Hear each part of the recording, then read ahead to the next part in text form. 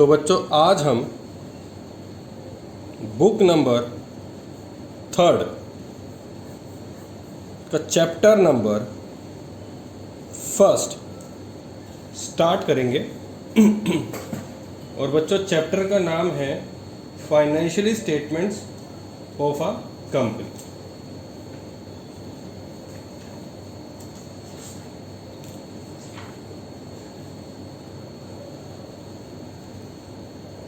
Financial statements of a company. ठीक है बच्चों, तो ये चैप्टर का नाम है। तो financial statement of a company होता क्या है, इसको समझते हैं।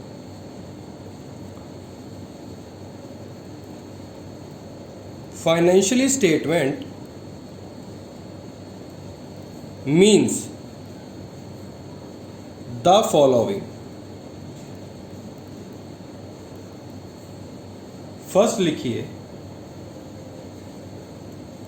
स्टेटमेंट शोइंग प्रॉफिट और loss of the company. Second लिखिए statement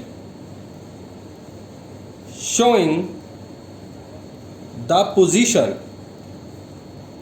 of the company like balance sheet।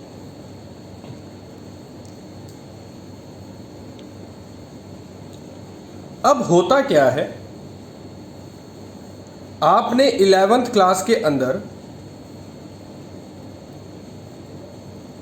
Sole proprietor के बारे में सुना था और क्लास 12th की फर्स्ट बुक में आपने पार्टनरशिप के बारे में भी पढ़ लिया। अब आप इन दोनों केसेस के अंदर प्रॉफिट एंड लॉस अकाउंट, यानी कि जब आप ने 11th क्लास में सोल प्रोप्राइटर पढ़ा था तो ट्रेडिंग अकाउंट बनाते थे, बैलेंस शीट बनाते थे। अभी आपने जो पार्टनरशिप में एडमिशन ऑफ अ पार्टनर पढ़ा, उसके अंदर इवैल्यूएशन अकाउंट बनाना सीखा।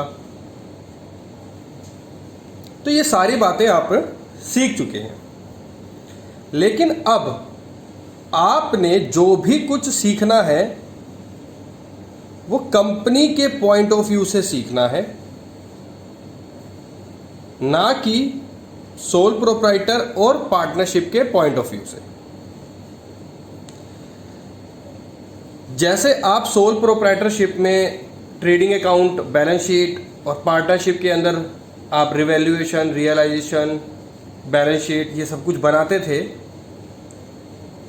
आपको यहां पर भी प्रॉफिट और लॉस और बैलेंस शीट बनानी है, लेकिन इसके अंदर तौर तरीके अलग होंगे, फॉर्मेटिंग अलग होगी। अब वो कैसे होगी वो भी मैं आपको सिखाऊंगा। उससे पहले, सिखाने से पहले, फॉर्मेटिंग करने से पहले मैं आपको कुछ गाइडेंस के बारे में, रूल्स के बारे में बताना चाहता हूं। तो लिखेंगे बच्चे, financial statement of the company is to be prepared in accordance with rules and regulations of companies act 2013। बहुत इंपॉर्टेंट बात मैंने आपको बताई है। अभी तक जो आपने सोल प्रोप्राइटर और पार्टनरशिप में चीज़ें आपने बनाई थी, उसमें कोई रूल्स एंड रेगुलेशंस नहीं थे, मतलब कोई हार्ड एंड फास्ट रूल नहीं था। इसके अंदर है बच्चों, इसके अंदर है। अब मैं आपको फॉर्मेट समझाता हूं और इस कंपनीज एक्ट 2013 का आपको ऑब्जेक्टिव भी बताऊंगा, इसका मायने क्या है वो भी समझाऊंगा। तो फॉर्मेट लिखने से पहले आप लिखे पार्ट 2, यानी कि आज हम जो बात करेंगे वो पार्ट 2 की बात करेंगे, और लिखिए शेड्यूल 3 रोमन नंबर में of companies act 2013, statement of profit and loss.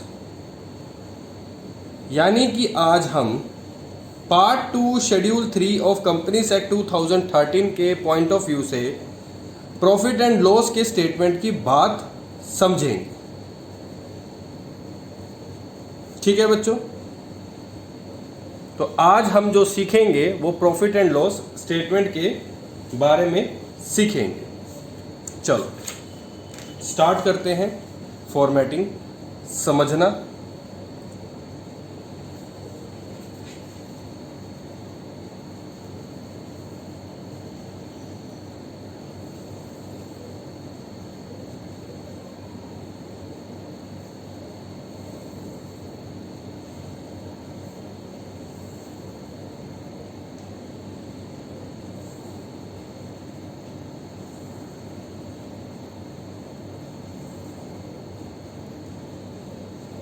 तो इस तरीके से फॉर्मेट बनेगा आपका,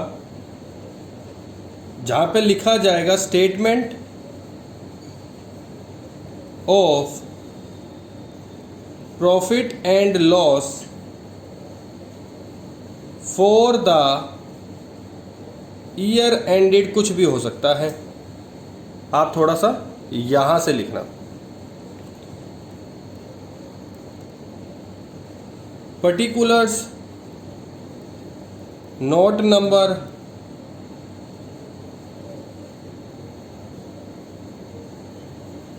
figure for current reporting period,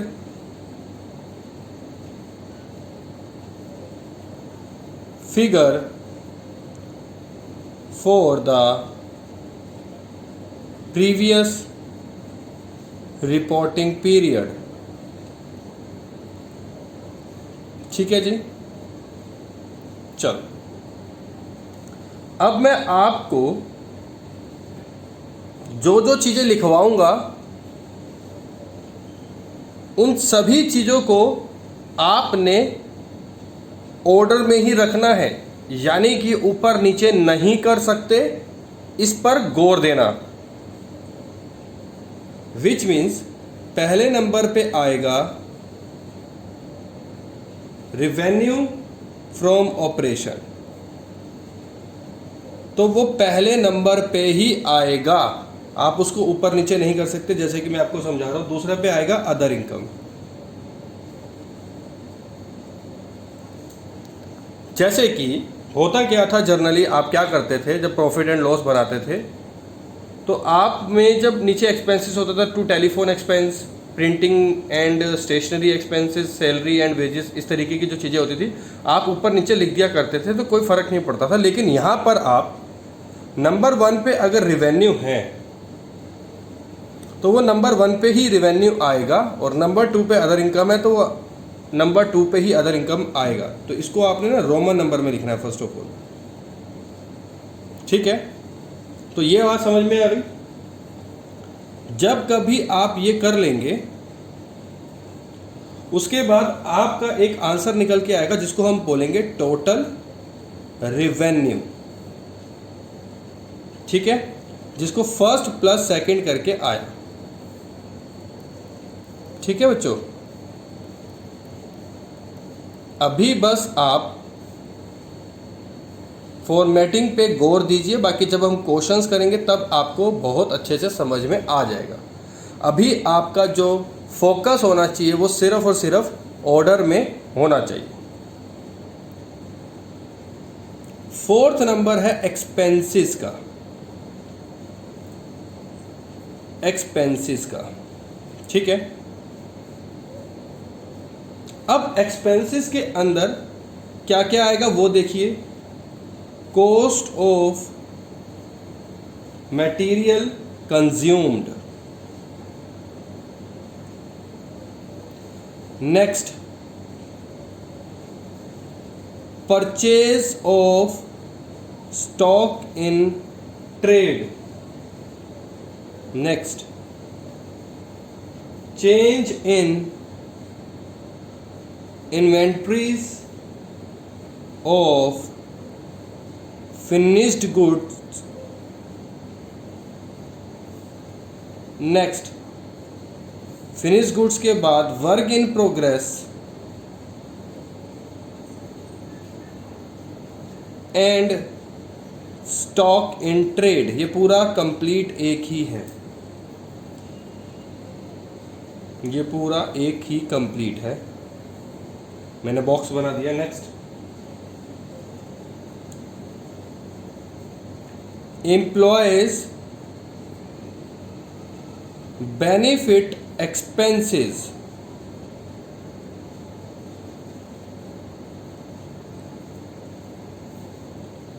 financial cost,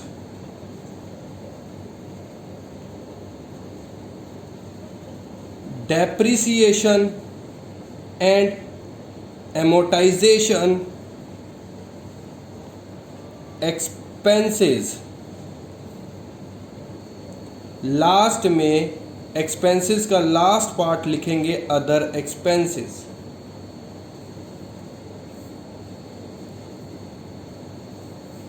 ठीक है बच्चों, तो ये सब कुछ आपका बिल्कुल लाइन वाइज आना चाहिए। इसको आपने अच्छे तरीके से याद कर लेना है, इस पूरे फॉर्मेट को तरीके से इसी ऑर्डर के अंदर। ठीक है बच्चों, अभी जब आपका ये सब कुछ हो जाएगा तो आपका जो फिफ्थ पार्ट निकलेगा जिसको हम बोलेंगे प्रॉफिट बिफोर टैक्स। और ये कैसे निकलेगा वो देखिए, वो निकलेगा थर्ड नंबर को फोर्थ नंबर से माइनस करके, यानी कि इस वाली वैल्यू को इस पूरी वैल्यू से जो आपके निकलेगी। एक चीज़ और लिखनी थी यहाँ पर, जो कि लिखेंगे टोटल एक्सपेंस। ये लिखना भूल गए हम। टोटल एक्सपेंस यहाँ निकल के आएगा आपका और वो बॉक्स के अंदर बंद हो जाएगा। ठीक है बच्चों,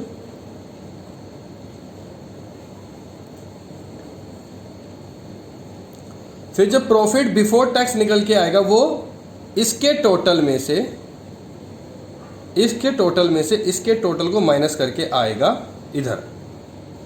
ठीक है बच्चों, फिर नंबर 6 पे होगा लेस टैक्स। अब टैक्स आपको दे रखा होगा 10%, 15%, 5%, कुछ भी देके दिया हुआ हो सकता है। फिर जब लास्ट में आपका निकल के आएगी, जो लास्ट वैल्यू 7th नंबर की निकल के आएगी, वो आएगी प्रॉफिट और loss for the period.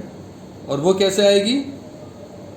5th में से 6th को माइनस करके। तो जो ये निकल के आएगा ये आपका प्रॉफिट आफ्टर टैक्स या प्रॉफिट और लॉस फॉर द पीरियड। तो ये हमारा पूरा का पूरा फॉर्मेट है बच्चों। अब ये फॉर्मेट तो आपने देख लिया। अब आप कहोगे ये रेवेन्यू फॉर ऑपरेशन क्या होता है, अदर इनकम में क्या क्या आएगा, तो ये सब बातें भी मैं आपको समझाता हूँ। तो इसको समझने के लिए इसको दे दो 1 2 3। और बच्चों ये ना डायरेक्ट आपको गिवन दे रखा होगा, तो इसलिए इस वाले चीज़ में आपको परेशान होने की ज़रूरत बिल्कुल भी नहीं है। इसको दे दीजिए नंबर 4, एम्प्लॉयज़ बेनिफिट एक्सपेंस को नंबर 5,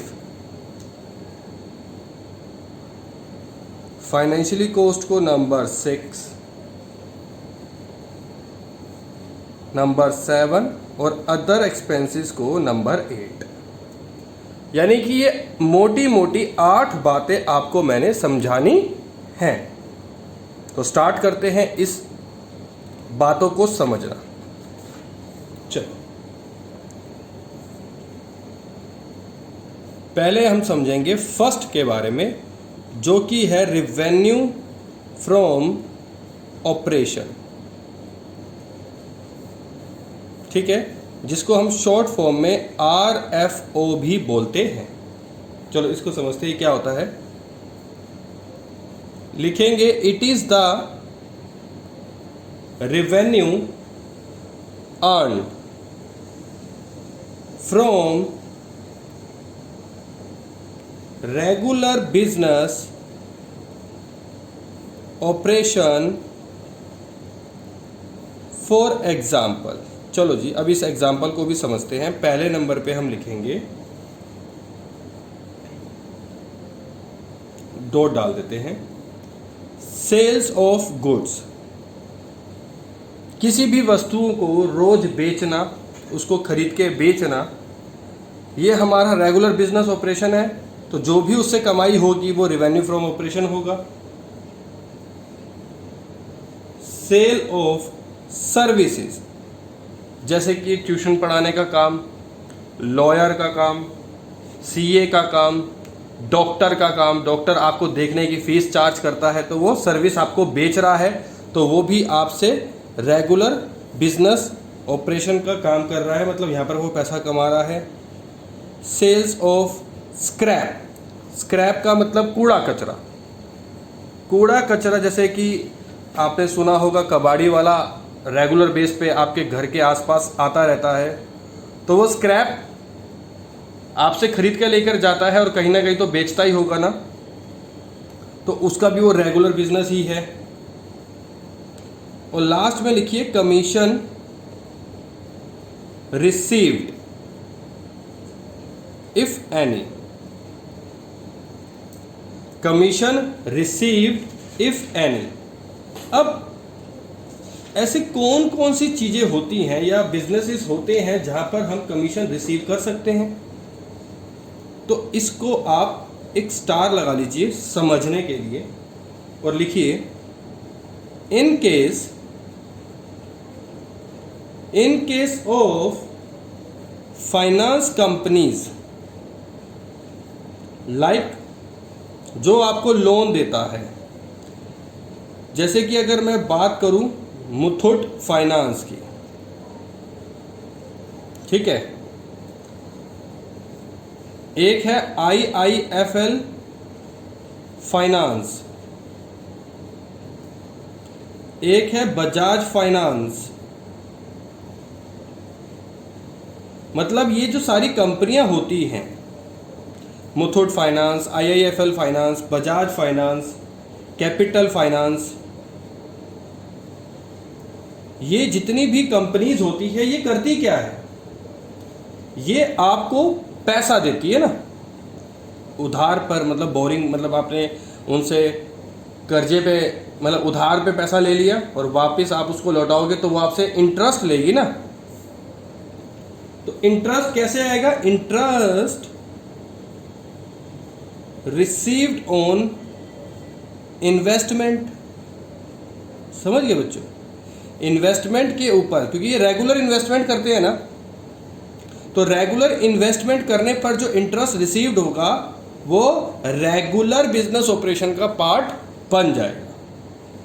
हालांकि इंटरेस्ट रिसीव्ड ऑन इन्वेस्टमेंट को हम रेगुलर बिजनेस में नहीं लेते हैं, उसको हम अदर इनकम में ले लेते हैं। लेकिन अगर कंपनी फाइनेंस वाली है तो वो रोज आना वही तो काम कर रही है, रोज ही आपको इन्वेस्टमेंट के पर्पस से यानी कि पैसा देती है और आपको वो मतलब आपसे वो इंटरेस्ट लेती है, रेगुलर बेसिस पे ही तो लेती है ना, तो वो हो जाएगा interest received on investment. Next लिखिए डिविडेंड रिसीव्ड।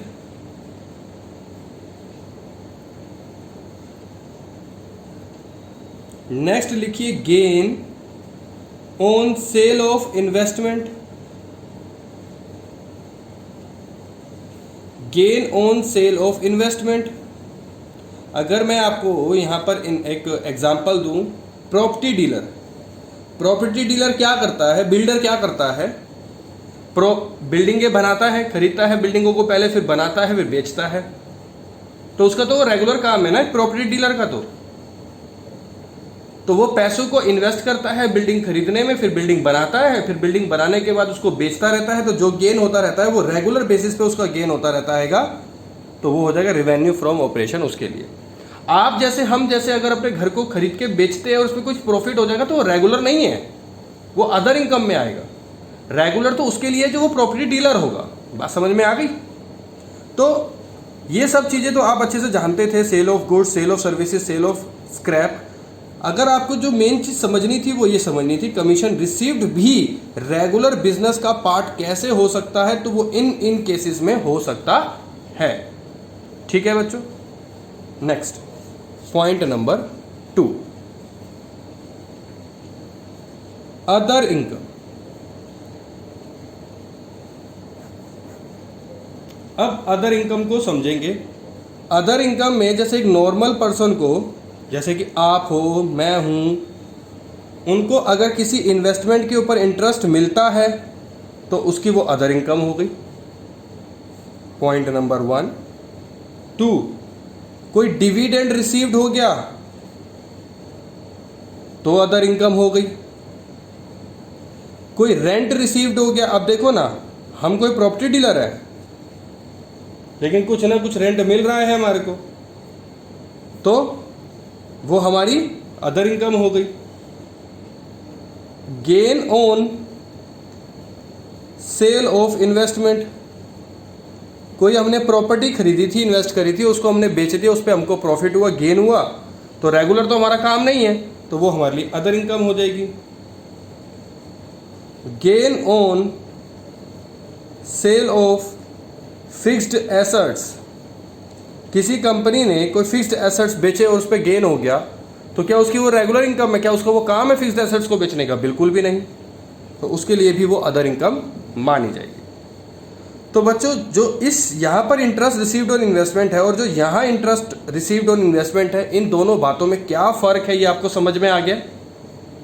बस आपको यहाँ पर ध्यान देना है, तो वो फाइनेंस कंपनी के पॉइंट ऑफ व्यू से देना है। अगर किसी भी तरीके की आप प्रॉफिट एंड लॉस बना रहे हैं और अगर वो कंपनी फाइनेंस कंपनी की आप प्रॉफिट एंड लॉस स्टेटमेंट तैयार कर रहे हैं, तो in interest on received on investment, dividend received और gain on sale of investment के ऊपर ध्यान रखना है।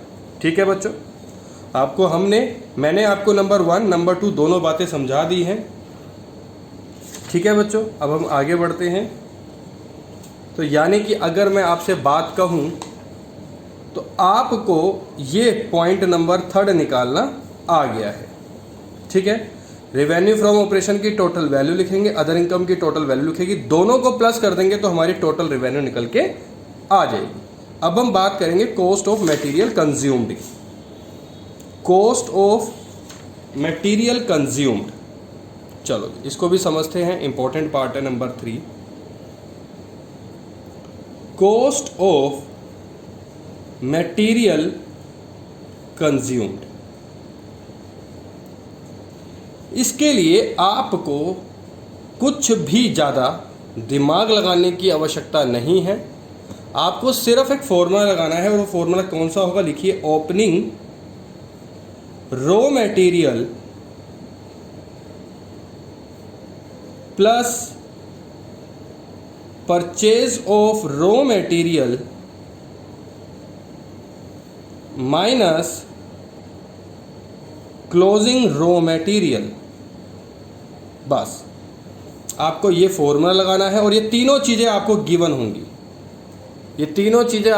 होंगी। आपने फॉर्मूले में वैल्यू पुट करनी है और आपकी कॉस्ट ऑफ मटेरियल कंज्यूम्ड आपके सामने आ जाएगी। ठीक है जी, हमने ये भी समझ लिया 3। नाउ फोर्थ देखिए, चेंज इन इन्वेंट्रीज ऑफ किस की? फिनिश गुड्स की, वर्क इन प्रोग्रेस की एंड स्टॉक इन ट्रेड की। Change in inventories of finish goods, work in progress and stock in trade. अब आपको मैं कुछ बातें समझाऊंगा। इधर देखिए, अगर मैं किसी मैन्युफैक्चरिंग कंपनी के पॉइंट ऑफ व्यू से आपसे बात करूं तो उसके पास 3 तरीके के स्टॉक होते हैं। अब वो 3 तरीके के स्टॉक कौन कौन से होते हैं? एक होता है रॉ मटेरियल का स्टॉक, एक होता है वर्क इन प्रोग्रेस का स्टॉक, क्योंकि कुछ माल जो होता है वो बन रहा होता है, और कुछ होता है फिनिश गुड्स का स्टॉक। लास्ट बचा स्टॉक इन ट्रेड। अब जब ट्रेडर्स होते हैं जो नॉर्मल माल खरीदते हैं और बेचते हैं, तो जो उनके पास माल बच जाता है उसको बोलते हैं स्टॉक इन ट्रेड। तो ये सारी बातें समझ में आ गई। मैन्युफैक्चरिंग के पास 3 तरीके का स्टॉक होता है, raw material stock, work in progress stock और फिनिश गुड्स स्टॉक। और एक ट्रेडर के पास सिर्फ और सिर्फ स्टॉक इन ट्रेड का ही स्टॉक होता है, क्योंकि वो माल को, बने बनाए माल को खरीदता है और बेचता है। अब आप यहां देख रहे होंगे change in inventory of finish goods. हमें change in inventory of finish goods में क्या बदलाव हुआ, वर्क इन प्रोग्रेस में क्या बदलाव हुआ और स्टॉक इन ट्रेड में क्या बदलाव हुआ, वो निकालना है। आप देख रहे हैं मैन्युफैक्चरिंग में एक पार्ट बचा रॉ मटेरियल का, जो कि हम इस पर ध्यान नहीं दे रहे हैं। क्यों? क्योंकि हमारा नंबर 3 देखिए, नंबर 3 में हम रॉ मटेरियल के पॉइंट ऑफ व्यू से बात कर चुके हैं, इसलिए नंबर 4 में इस रॉ मटेरियल की कोई बात नहीं होगी। तो बाकी जो बचा work in progress, finish goods और स्टॉक इन ट्रेड, उसके बारे में बात होगी। तो उसका एक सिंपल सा, साधारण सा एक फॉर्मूला है, और वो देखेंगे क्या है formula. Opening inventories minus closing inventory. बस आपने क्या करना है, आपको ओपनिंग फिनिश गुड्स, ओपनिंग और क्लोजिंग फिनिश गुड्स दे रखा होगा, दोनों को माइनस कर लीजिए। ऐसे ही ओपनिंग वर्क इन प्रोग्रेस और क्लोजिंग वर्क इन प्रोग्रेस दे रखा होगा, उसको माइनस कर लीजिए। उसी तरीके से ओपनिंग स्टॉक, क्लोजिंग स्टॉक दे रखा होगा, उनको माइनस कर लीजिए, और सबका जो टोटल आ जाएगा वो आपका चेंज इन इन्वेंट्री बन जाएगा। बात समझ में आ गई?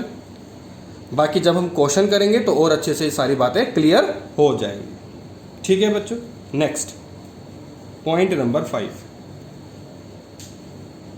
Employees benefit expenses.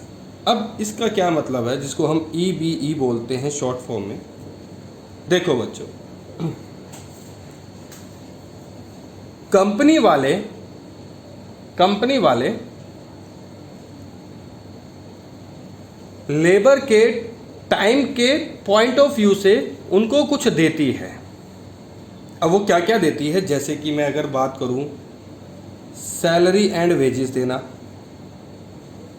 ठीक है, बोनसेस देना एंड लीव इनकेशमेंट देना,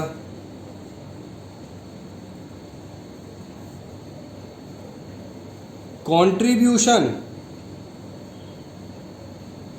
टू PF पे कंट्रीब्यूशन देना एम्प्लॉयर्स का, स्टाफ वेलफेयर का खर्चा कंपनी के द्वारा करना। यहाँ पर जो भी बात होगी वो एम्प्लॉयर्स की नहीं होगी, कंपनी की होगी, क्योंकि एम्प्लॉयर्स जो होते हैं वो प्रोप्राइटरशिप की बातें होती है, पार्टनरशिप की बातें होती है। कंपनीज में कंपनी की ही बातें होती हैं जो कंपनी खर्च करती है अपने एम्प्लॉयज़ के लिए, क्योंकि उसने उसका समय दिया, कोई फ्री में तो नहीं दे रही है लेकिन समय दिया, तो उसको एम्प्लॉयज़ को जो है, जो उसके बदले, उसके टाइम के बदले उसको मिल रहा है, जैसे सैलरी मिल रही है या बोनसेस मिल रहे हैं या PF के ऊपर कंट्रीब्यूशन है या स्टाफ वेलफेयर एक्सपेंसेस हैं या मेडिकल कुछ एक्सपेंसेस हो जाते हैं कंपनीज के, या कैंटीन, अगर कंपनी में कोई कैंटीन है उसका एक्सपेंस हो जाता है जो कि कंपनी वाले ही बियर करते हैं। तो ये सब असेक्ट्रा ये सारे तरीके के जो खर्चे होते हैं कंपनी के द्वारा अपने एम्प्लॉयज़ के लिए किए जाते हैं, उसको बोलते हैं एम्प्लॉयज़ बेनिफिट एक्सपेंस। ठीक है बच्चों, तो ये नंबर 5 भी आपका कंप्लीट हो गया। Now point number 6। Point number 6 क्या कह रहा है?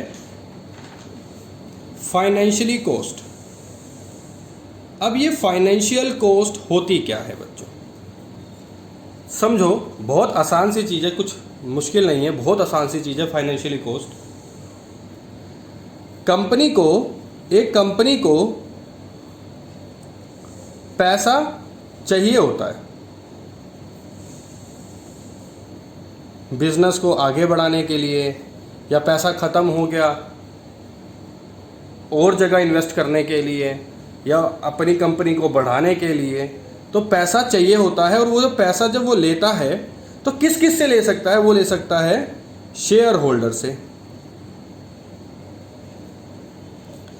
डिविडेंड होल्डर से। अगर इन दोनों से बात नहीं बनती तो वो लोन लेता है बैंक से, है ना।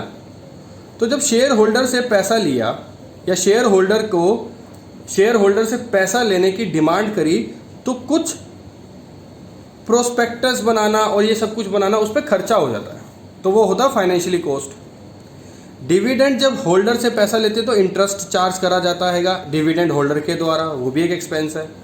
और लोन के अंदर तो बहुत सारी चीज़ें होती है, जैसे कि प्रोसेसिंग फीस,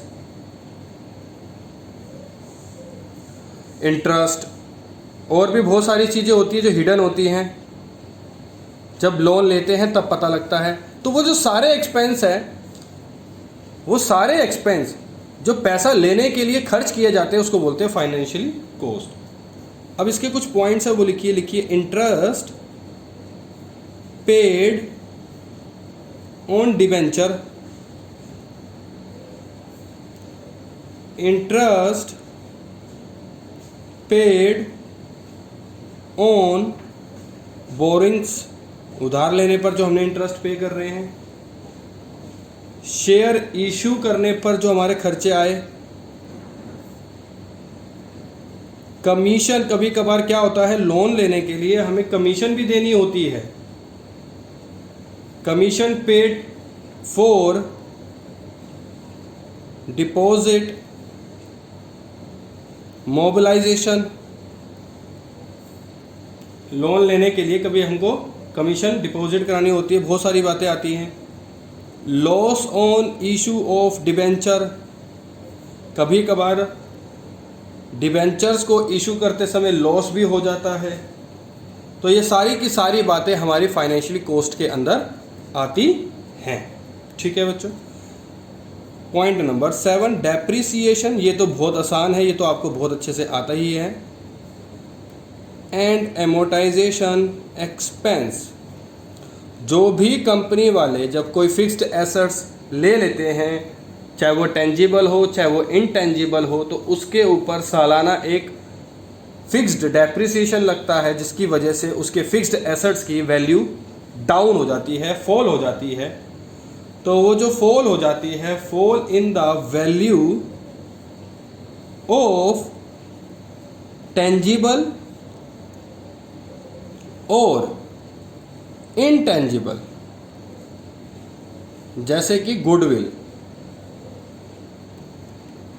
ठीक है, fall in the value of tangible, intangible value जो गिर जाती है, वो भी एक एक्सपेंस का पार्ट है, जो कि ये तो आपको अच्छे से पता ही है। अब मैं आपसे लास्ट बात समझाने जा रहा हूं अदर एक्सपेंसेस की।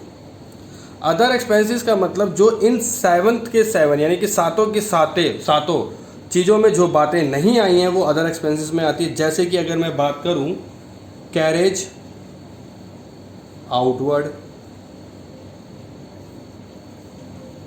Carriage inward, rent paid, salary paid, या एक्सपेंस लिख लो, loss on sale of fixed assets,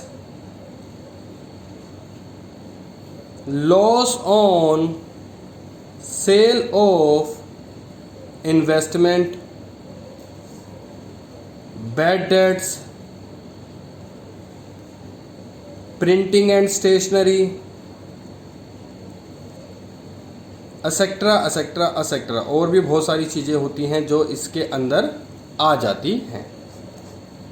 तो ये था हमारी 8 बातें जो हमारे इस फॉर्मेट में इस्तेमाल होनी है। तो जब आपका टोटल रिवेन्यू निकल के आ गया तो आपने जब इन सारी की सारी बातों पर ध्यान दे लिया, purchase of stock in trade में आपको पहले ही बता चुका हूँ ये डायरेक्ट गिवन होगा, तो इसलिए इसके अंदर ज़्यादा दिमाग लगाने की ज़रूरत नहीं है। तो इन सबको प्लस करेंगे, इन सबको प्लस करेंगे तो यहाँ पर वो वैल्यू लिखी जाएगी, इन सबके प्लस को यहाँ पर एक वैल्यू लिखी जाएगी, ठीक है। और फिर जब माइनस करेंगे प्रॉफिट बिफोर टैक्स निकल के आएगा यहाँ पर, ठीक है, क्योंकि अभी तक टैक्स नहीं लगा। अब सपोज इन केस मैं यहाँ पर मान लेता हूँ 50,000 निकल के आया और यहाँ मैं मान लेता हूँ 20,000, तो यहाँ पर जो बच के आएगा वो आएगा 30,000। मैं ये एग्जांपल ले रहा हूँ, 50,000 यहाँ है, एक्सपेंस हो गया 20,000 का, और तो प्रॉफिट बिफोर टैक्स बच के आ गया 30,000। अगर मैं 30,000 रुपये का 10% अगर टैक्स हो तो 3,000 निकलेगा, तो यहाँ पर बच के आ जाएगा 27,000। तो ये हमारा 27,000 रुपये जो है उस पीरियड का प्रॉफिट निकल कर सामने आ जाएगा, ठीक है बच्चों। तो बच्चों आज जो हमने फॉर्मेट सीखा statement of profit and losses का, यानी कि इस तरीके से हम कंपनी की प्रॉफिट एंड लॉस की स्टेटमेंट को तैयार करते हैं, ठीक है बच्चों। बाकी इससे रिलेटेड कुछ क्वेश्चंस करेंगे, पहले इस पूरे फॉर्मेट को अच्छे से समझ लीजिए। किसी भी तरीके का कोई भी आपके मन में डाउट आता है तो मैं आपको बताऊंगा, उसके बाद फिर हम इससे रिलेटेड कुछ क्वेश्चन स्टार्ट करेंगे।